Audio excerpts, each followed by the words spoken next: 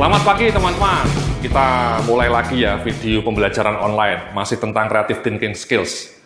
Jadi tadi dalam 2 video pertama kita bicara mengenai conceptual block, ya blok-blok yang membuat kita menjadi tidak kreatif. Nah, di dalam slide berikut ini kita akan bicara mengenai 3 komponen kreativitas, ya 3 component of creativity. Ya, jadi seperti yang terlihat di dalam slide di depan Anda ini ya, ada 3 komponen kreativitas yang sangat kunci dan 3-tiganya harus dimiliki, Mas. 3-tiganya harus dimiliki supaya kita bisa menghasilkan kreativitas yang breakthrough. Ya. Jadi yang pertama adalah keahlian, expertise. Yang kedua adalah motivasi, ya, motivasi untuk melakukan kreativitas, ya.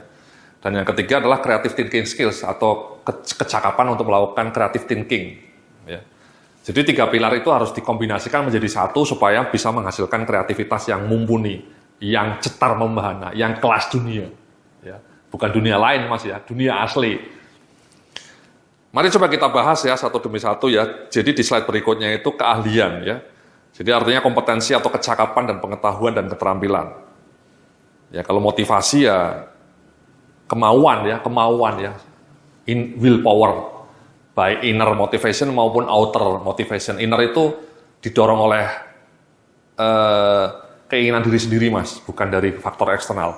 Bukan karena dorongan dari atasan atau perusahaan atau peraturan, bukan, tapi karena sukarela. Kemudian yang di slide berikutnya adalah creative thinking skills. Kreativitas akan muncul jika memang kita dibekali dengan creative thinking skills yang memadai. Ya.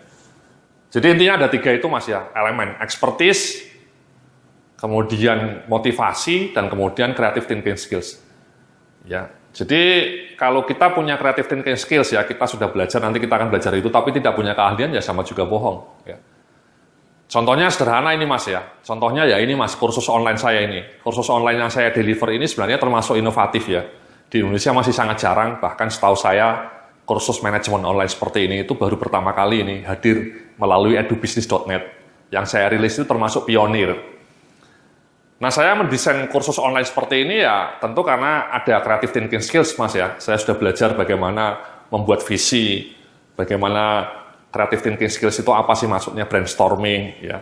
Kemudian visioning, kemudian memetakan apa imajinasi saya kerahkan gitu ya, supaya bentuknya seperti apa.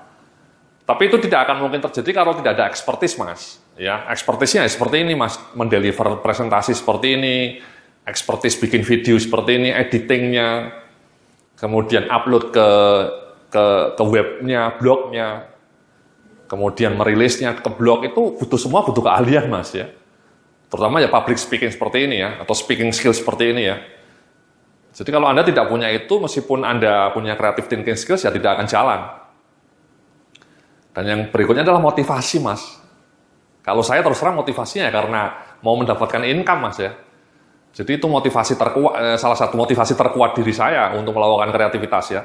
Saya punya blog yang pernah terpilih menjadi blog terbaik nomor 1 karena dianggap kreatif, visinya bagus, ada banyak inovasi.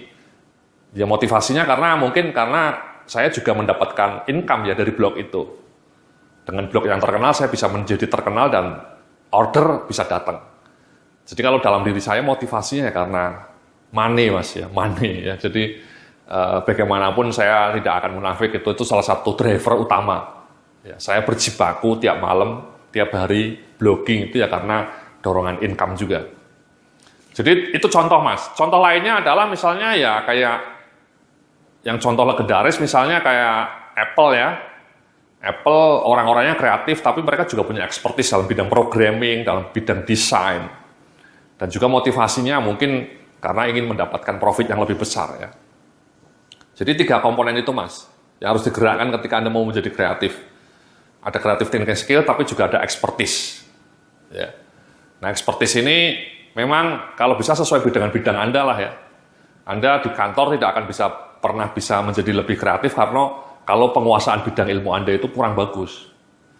Contohnya misalnya kalau Anda orang HRD, ya Anda harus tahu mengenai ilmu HRD secara mendalam ya, secara komprehensif. Ya, kalau Anda misalnya mau membuat breakthrough dalam bidang marketing misalnya di kantor Anda ya kemampuan dalam bidang marketing juga harus ahli. Ya, tapi sebaliknya, expertise saja tidak cukup. Kadang-kadang butuh creative thinking skills tadi. Buktinya tadi, Mas, pendiri IBM itu sangat pintar, sangat pandai, expertise-nya sangat luar biasa. Tapi dia mengatakan pasar komputer di dunia itu hanya 5 unit. Itu kan karena creative thinking-nya mati, Mas. Blocking, ada blocking. Itu contoh blocking ya. Atau Sony misalnya. Ya, Sony itu sekarang smartphone-nya sudah kalah dengan Samsung, kalah dengan Xiaomi, kalah dengan OnePlus 2. Padahal Sony itu luar biasa, Mas, resource-nya luar biasa, mereka resource-nya sangat legendaris. Tapi karena itu tadi, rabun, ya mungkin creative thinking skills-nya padam, saling menjaga ego, saling menjaga arogansi, sehingga tidak cepat bergerak. Akhirnya kalah meskipun pinter. Sama dengan Nokia itu expertise-nya luar biasa, mereka pionir untuk cellphone, tapi bisa tergilas oleh Android. Karena mungkin mereka menganggap, ini cerita juga nih Mas, ya, cerita batasan artifisial. Ya. Batasan artifisial tadi sudah kita bahas dalam video sebelumnya, batasan artifisial itu terlalu yakin dengan dirinya, ya, ada asumsinya terlalu banyak, sehingga tidak bisa peka terhadap perubahan. Nah ini ceritanya seperti ini Mas, Android itu ketika pertama kali diluncurkan tahun 2008, petinggi Sony itu hanya mengatakan, petinggi Nokia itu mengatakan Android itu hanya semut kecil merah. Semut kecil merah. Itu kan ucapan seperti itu hanya akan muncul kalau orang itu tadi rabun terhadap potensi breakthrough inovasi. Begitu membesar Android-nya, Nokia-nya tetap denial Mas ya, tetap denial, tetap menolak kenyataan. Ketika kemudian mereka makin membesar baru mereka sadar, dan setelah sadar ya terlambat. Mereka kolaps ya, akhirnya dicaplok oleh Microsoft. Itu bagaimana expertise yang luar biasa itu bisa membuat Anda kolaps karena Anda terlalu mencintai produknya Anda sendiri. Ada batasan-batasan artifisial tadi, batasan-batasan yang justru membelenggu pola pikir kreativitas Anda, dan itu sering terjadi Mas di perusahaan. Ya, kadang-kadang kulturnya itu menjadi sangat arogan. Ya. Tadi batasan artifisial, tadi sudah kita bahas ya, blok konseptual. Ya. Jadi meskipun Anda ahli, Anda bisa kolaps. Sama seperti Kodak. Kodak itu luar biasa resource-nya. Mereka sangat expert dalam bidang digital, dalam bidang kamera ya. Tapi begitu ada digital kamera, mereka mungkin tadi punya batasan artifisial. Pertanyaannya kan kenapa kok Kodak tidak menyadari sejak awal? Kenapa Kodak tidak sejak awal langsung bergerak untuk bikin juga digital kamera? Kenapa mereka sangat terlambat? Yaitu Mas, lagi-lagi batasan artifisial. Ada konseptual block. Ketika ide kamera digital pertama kali muncul, orang-orang Kodak yang meremehkan dan punya batasan-batasan artifisial. Produk kita sudah hebat, tidak mungkin akan kalah, tidak mungkin, impossible. Itu namanya batasan artifisial. Kamera digital tidak akan pernah laku, itu batasan artifisial.